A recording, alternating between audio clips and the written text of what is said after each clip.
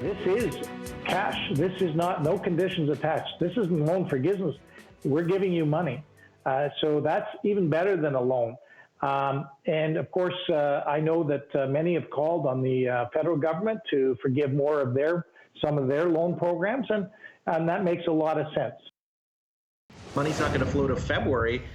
Our businesses are bleeding right now. I mean, they need cash flow to survive the week, let alone survive into February. That seems like ages from now for most business owners that are deeply worried about their ability to pay their current bills today. I have business owners calling in tears, telling me that they've just had to lay off their staff, some that are losing their home because it was mortgaged to support the business. This is a disaster, and the $10,000 again is helpful, but not nearly enough for thousands and thousands of entrepreneurs. Today, the province announced additional support for small businesses now closed because of current restrictions. A provincial grant of $10,000 will be made available to owners of small restaurants, gyms, museums, and those who run before and after school activities. The money should be made available by next month. To talk about this grant, let's bring in Ginger Robertson, the co-founder of the Edmund Burke and Off the Hook Fish Bar, and we also have Albert Stortchak, who is the board chair with the Broadview Danforth BIA. So welcome to you both. Ginger, let's start with your reaction to the $10,000 grant, and will this be enough? I agree with the CFIB. It's good that it's coming, but it's not nearly enough. I mean, there's 1 in 6 small businesses. That's 181,000, with people working for them that are considering permanently closing. Why are you asking them to wait till February? A lot of us are already behind the 8 ball because of the 50% capacity restrictions that were imposed upon us in December. We lost food, we lost, beer, wine, everything. All our Christmas parties were canceled. Like, we were already freaking out then. Now we're 100% closed. Bills are due. Rent is due. Why are you waiting till February? This program was rolled out in January of 2021. It already exists. What are you waiting for? Would it have been helpful to see a grant, Ginger, announced even when the capacity limits were announced by the province last month? Would that have been helpful at that time? Oh, absolutely. We were at 50% capacity. Like, does this government think that we're 50% profit and we just have all this money floating around to pay bills? When you restrict us to 50% and we lose all of our holiday business, which is basically what happened, like, what did you think was going to happen? And they knew this lockdown was coming weeks ago. The second you devastated all these businesses and all these employees and all these people, that grant should have been ready, flowing, good to go. Mm-hmm. It's unconscionable that we're in this position. I don't know how that man sleeps at night.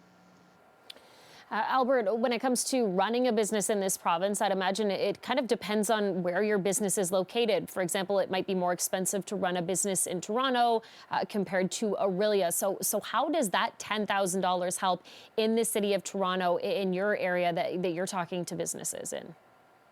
Well, it may not help at all. I mean, is any government assistance is helpful, but is it going to arrive in time?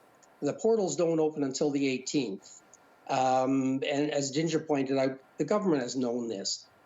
Secondly, will it be sufficient? I mean, we don't know how long these restrictions are going to be in place. All indications are they're going to be extended.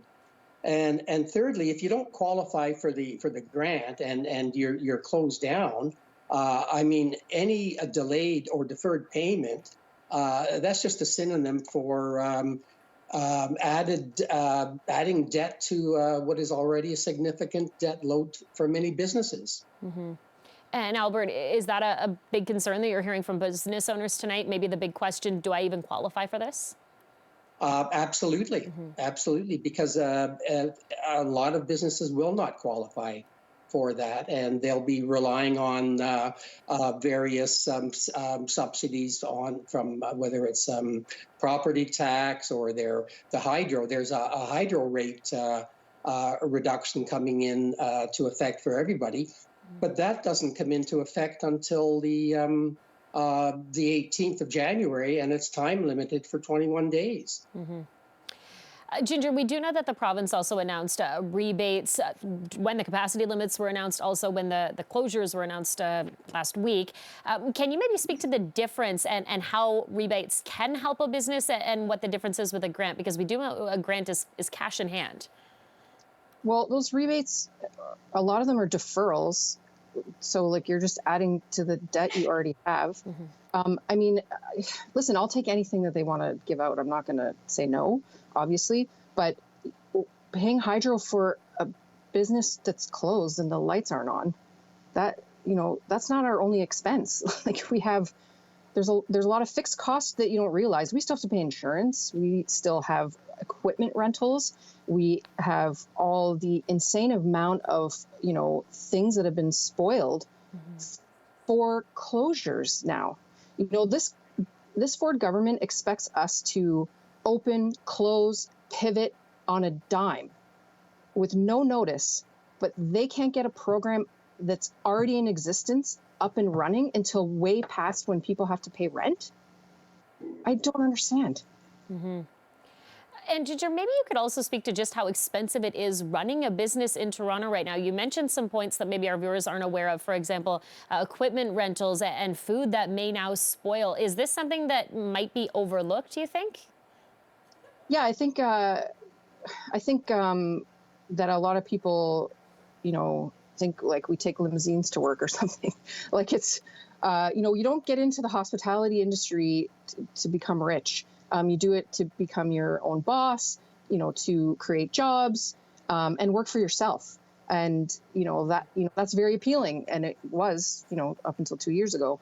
And, they're like insurance for a small business. My small business tripled last year, and that's a lot of money. We have, ice machine rentals. We have, dishwasher rentals. We have all those fixed costs, rent, property taxes, utilities, internet, like all those things carry on. And, through no fault of our own, we're being closed again.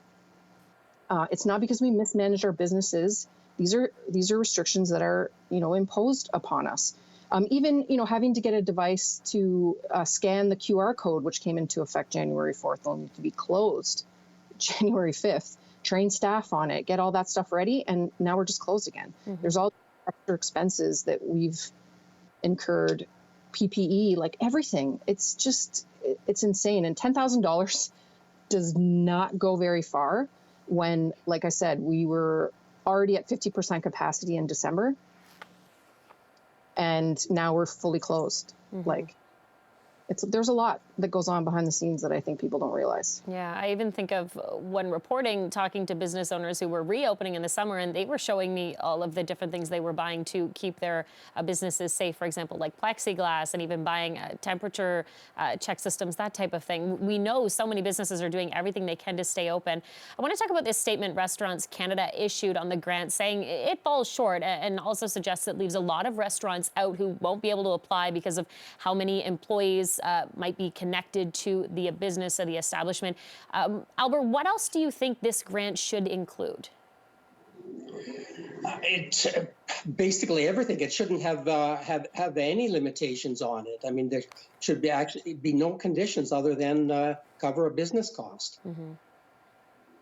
May I? Of course. I have two businesses. The last round of grants, I have two restaurants, totally separate enterprises, completely different, HST, bank accounts, everything. I didn't get the grant for both restaurants that were equally struggling. I had to choose. There's a loophole in the fine print that says, because my husband and I own our businesses 50-50, that we're considered an enterprise. And therefore, we only got it for one of the businesses, even though we were close for indoor dining for both. It's just a loophole. I've heard of people who didn't get the grant because of a typo on the application, and it was like denied. And there was no one to talk to, no way to appeal, and these, this government gave away $210 million of grant money the last round to businesses that didn't qualify. And then my tiny 30-seat restaurant that was forced to close didn't get a grant. It's disgusting. Ginger and Albert, we know small businesses are going through an awful lot right now. We really do appreciate you taking the time to speak with us tonight and share with our viewers what you are going through. Thank you.